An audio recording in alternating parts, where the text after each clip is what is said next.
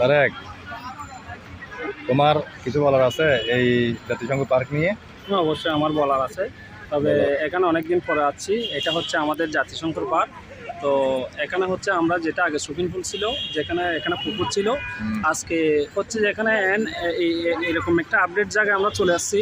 এখানে হচ্ছে যে আগে সুইমিং পুল যেগুলো ছিল এখন ওগুলো নাই। এখন এই আমাদের দেশটাও আরও উন্নত মানের হচ্ছে, তারপর এখানে আপডেট হচ্ছে, তারপর এখানে আমরা সব কিছু দেখতে পাচ্ছি।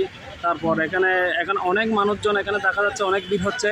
তো আমরা দেখতে পাচ্ছি, আপনারা দেখুন, এবং অনেক সুন্দর হয়েছে, আগের মতো নাই।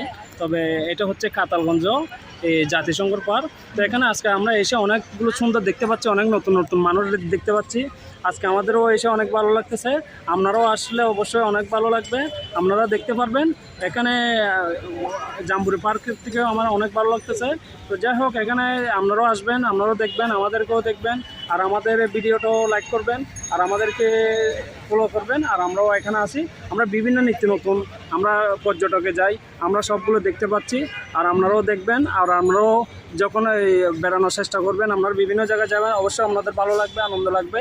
তো আপনারাও আসেন আমাদের সাথে। তো আমরাও দেখতে পাচ্ছি আপনারা আসুন। সবাইকে হাই, আসসালাম।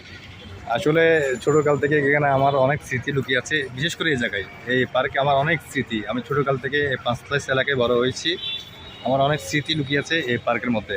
তো আপনারা অবশ্যই আসার চেষ্টা করবেন, ঘুরে যাবেন। আসসালামু আলাইকুম, শুভ সন্ধ্যা।